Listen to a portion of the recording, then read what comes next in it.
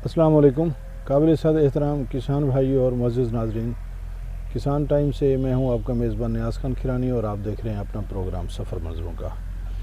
अच्छा नाज़रीन, गंदम की जो फसल है, पहले तो असल बात तो यह है कि हर स्टेप ही बड़ा अहम होता है, लेकिन जो खोशे की बनावट है और जो खोशे की भराई है, ये एक बहुत अहम स्टेज है गंदम के लिए।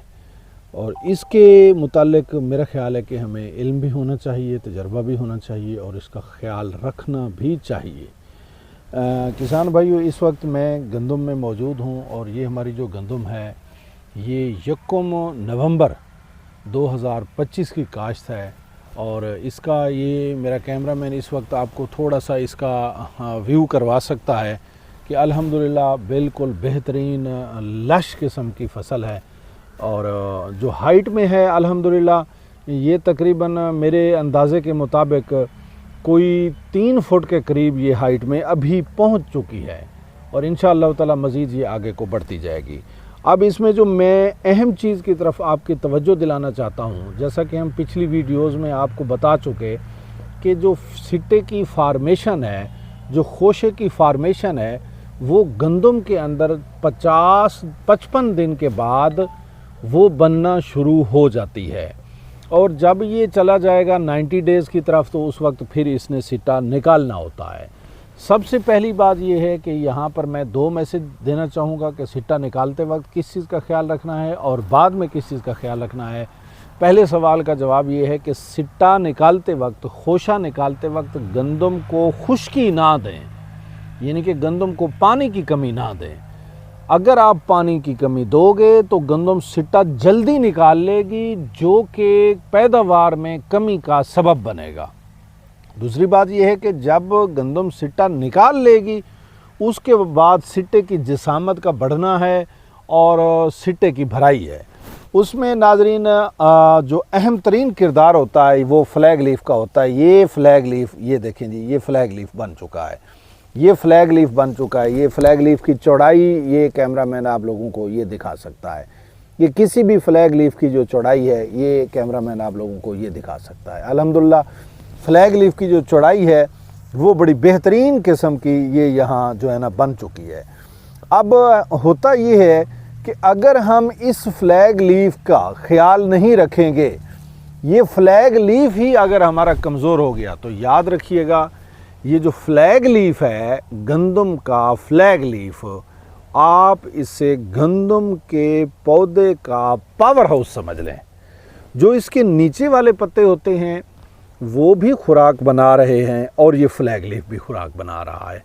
आपका फ्लैग लीफ जितना ताकतवर होगा, जितना ज़्यादा अच्छी खुराक बनाएगा, आपका सिट्टा उतना ही ज़्यादा बेहतर, सेहतमंद और बड़ा होगा और उसकी भराई उतनी अच्छी होगी।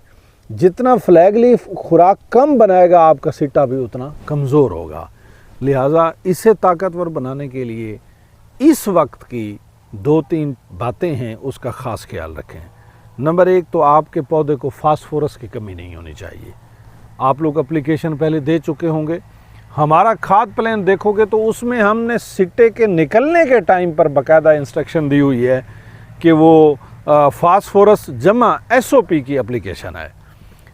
इसकी जो बनावट है, जो फ्लैग लीफ की जिसामत, चौड़ाई है या बड़ा होना, जो चौड़ा होना, ये डिपेंड करता है फास्फोरस के ऊपर, डिपेंड करता है SOP के ऊपर। आपने SOP और फास्फोरस कैसे दी है। अगर अच्छी दी है तो फिर आपका फ्लैग लीफ इसी तरह होगा, इंशाअल्लाह ताला लहलहाता हुआ बेहतरीन होगा। अगर आपने कोई कमी रखी है तो फिर मसला बन जाएगा। अगर कमी रह गई है तो उसका इलाज क्या है, ये भी हम आपको उसका इलाज बताना चाहेंगे।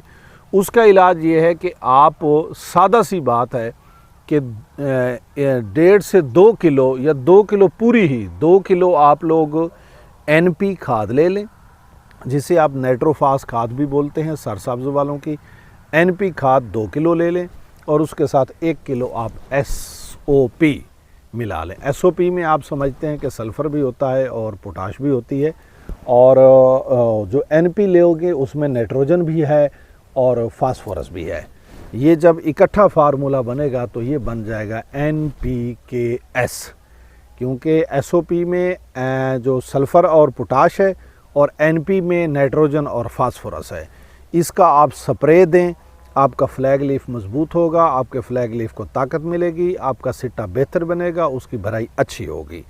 और ये वाला स्प्रे 1 से 2 मरतबा या तीसरी मरतबा भी अगर आप रिपीट कर सकें 8-8 दिनों के वक्फे के ऊपर, तो आपके खोशे की भराई बेहतरीन होगी और उसकी लंबाई भी बेहतरीन होगी। ये जो फार्मूला मैंने आज आप लोगों को फ्लैग लीफ यानी सिट्टे का पावर हाउस जो मैंने आप बताया है और फिर इसकी जो खुराक बताई है, अगर ये आप ख्याल रख लें तो मैं अल्लाह के ऊपर हुस्न ज़न रखता हूँ। मुझे रब पे उम्मीद है कि गंदम 10 से 15 मन का इजाफ़ा कर सकती है। इंशाअल्लाह ताला हम आप लोगों के लिए बेहतर तजर्बात और बेहतरीन आइडियाज़ लेके आप लोगों के सामने हाज़िर होते रहते हैं। इंशाअल्लाह ताला हाज़िर होंगे फिर एक बेहतरीन आइडिया के साथ। तब तक के लिए मुझे और मेरी टीम को दीजिए इजाज़त। अस्सलामु अलैकुम।